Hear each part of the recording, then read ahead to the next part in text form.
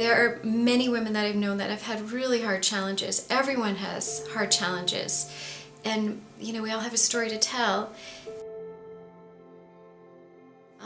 The journey of my husband being rebaptized and us being sealed in the temple was about 9 years. So it took about 9 years, and it really felt like 9 years. It did not go by quick. And we had lots of trials.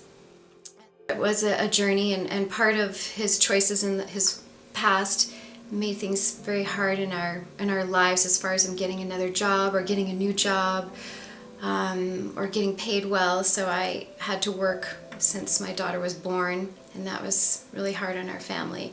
After I had my daughter, I started having health issues with an autoimmune, which meant I was tired and exhausted and had some depression from that. And so not only were we moving forward, but we also had, you know, physical things that we had to deal with. And the adversary worked really, really hard to destroy our family. A constant barrage of sort of attacks on our family. And there was one time when I was driving to work, and I had this thought that, you know, you're just tired and grumpy all the time, and you're not a good mom, and your family would be better off without you, and you should just leave them. And I thought, why would I leave my family? And I thought it came from me. And I knew it didn't. After a while, I finally, you know, it didn't last long, about half an hour, I realized, wait a minute, I would never leave my family. They would fall apart without me. But that's when I started to become more aware of the adversary and how he was sneaking into our lives, and that maybe we weren't fortifying our lives, that we weren't building up a fortress strong enough, that he was not able to get in, that we were allowing him in. And so for me, it was mainly, I always did my callings, and I always went to church, and I always paid my tithing, but I wasn't always good at reading my scriptures because I would be tired or worn out. And so I figured out a way to read my scriptures on the way to work, and that just the obedience for me of reading my scriptures, I have a testimony of that. Even if I'm not fully aware that I'm listening to them, or I have to rewind it over and over again, but I'm listening to them, and just being obedient, I really believed helped to fortify my fortress against the adversary. And that was my courage to keep moving forward, I think is a big deal to me, because I realized it was so hard for me to move forward. I didn't want to. I just wanted to stop this. I'm so tired of this. But for me to keep plowing, keep pushing forward, and keep holding fast to what I believed was the most wonderful thing that could happen to our family, would be sealed together for time and all eternity, was worth it. You know, 9 years seemed like a long time, but it was just perfect timing. Heavenly Father's perfect timing. You know, I love my husband 500 times more than when I married him. And it's because of all the hard things that we've been through. And I would never want to go through this with anyone else. So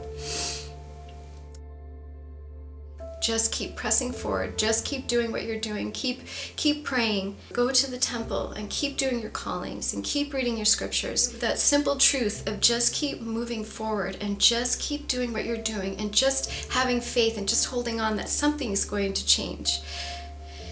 And things did change. So it was a blessing for our enduring and our pushing through. So I guess that's it.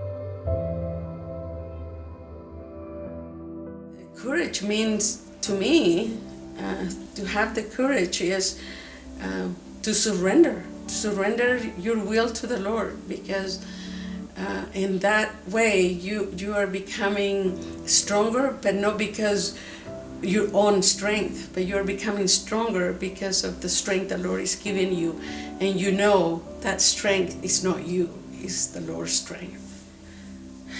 When I was 16 years old, I had an experience that taught me a lot, and that was my bishop approached me and explained to me that the primary organization in my ward was having problems getting the children attending and learning in primary.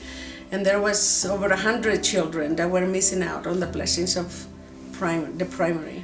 And even though I was only 16 years old, they had prayed, and the stake president approved that I would be called as the primary president of my ward. Of course, I felt totally out of place because I had never attended primary, for one thing. I had just joined the church just a couple of years prior. And so I had no idea of what primary was.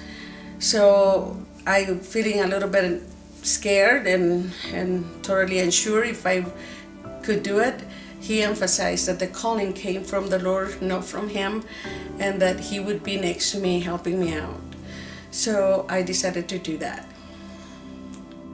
I felt sadness, I have felt exhaustion, I have felt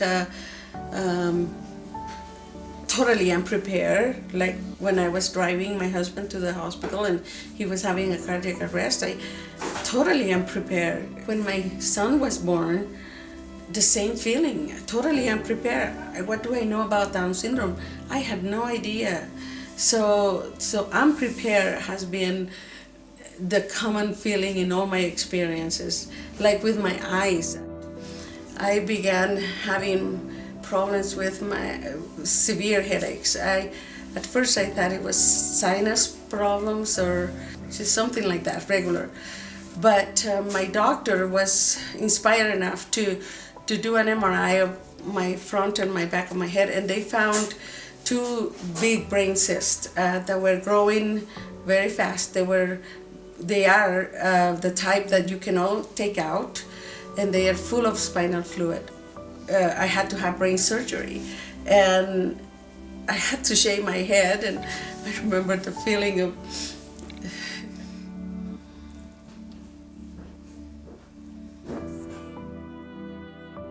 you would consider something negative to be unprepared, but it's actually turns out to be positive because it makes me feel that I am willing to follow what the Spirit says because I don't know.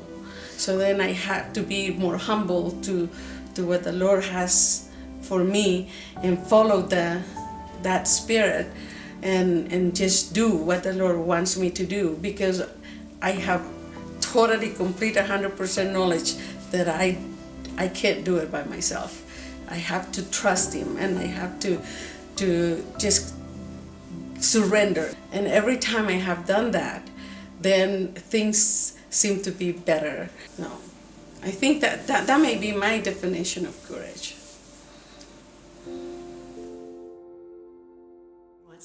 When people have troubles and trials, what they do over a period of time is let go. They blame God. They let go of the rod. And I didn't do that. I gathered my kids and I held tighter.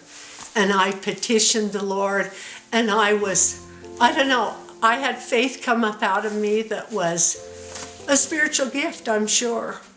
We were struggling graduate students at the University of Pittsburgh. Out on the fringe of the stake lived an elderly woman, Sarah McVeigh. But her husband passed away. She had fallen ill to terminal kidney disease and was now confined to a rest home. And very soon I was assigned to be her visiting teacher. My husband and I had a chance to move across the Pittsburgh area. But by then, Sarah and I were such dear friends, I could not abandon her at her time of greatest need. So I kept up my weekly vigils. Oh, it was an hour at least. It was like going from here to Lagoon every week. I convinced my Catholic neighbors that if they would babysit my kids once a week, they would get great blessings from heaven.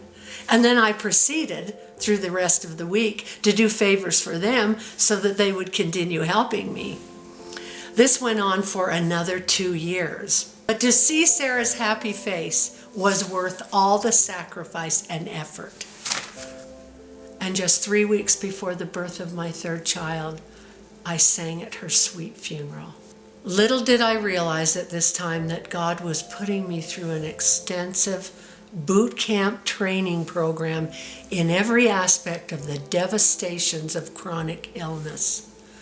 It was about 5 years later that my husband began his terrible descent into chronic progressive multiple sclerosis. That means no remissions, just a constant downward spiral. Within another 5 years, he was into a wheelchair. He lost his job. In spite of being highly educated, he and I and our eventual 7 children were plunged into a life of poverty, 40 years total, in the wilderness of MS. He died just 1.5 years ago. Dear sisters, the challenging experiences that you are now having are training you for what you will need in the future, and certainly for your divine growth. I realized anew that the Lord, knowing what I would be called upon to do in my life, had put me through an extensive program of training with Sarah as my teacher. And that's the thing. You know, you hate to say rejoice over your blessing or your trials, but honestly, it will be such a blessing to you, because that's what makes the divine nature. It reaches into your heart and changes you, and you come out a fiber of gold. And it's adversity that does it. And so be grateful. Try to see in the low place, sight the reef. And my husband used to say, because he went on his mission in Tahiti, that the terrible waves of the ocean would come and you'd try to get into the opening in the coral reef to get into the lagoon. But the ship would go down into the big waves and come up, and then the captain would sight the reef so you could make it through, and then down you'd go again into the terrible waves. But when you come up, sight the reef. Try to see in the middle of your adversity that there's a reef of gratitude. There's a way in. And God He will take you there if you will allow it. If you will allow it. And that's what another friend of mine said, when you're a pile of hamburger with 2 little eyeballs that look up into heaven and say, yes, then you know you've arrived. And sadly, it's adversity that brings it on. So don't be afraid. Rejoice. The more the better. Yes. That's what we should be doing, rejoicing in these things, and then reaching out to comfort those in need of comfort and to mourn with those who mourn. Honestly, my husband transformed into a saint.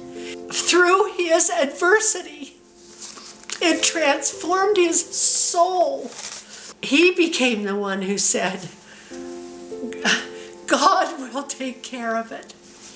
We have our temple covenants. The Lord He'll take our hand and make it right. So now I just have to live to get to where He got to. So bring it on. Yea, though He slay me, yet will I love Him. You know, that's what I learned. Yet will I trust Him. That was Job's words.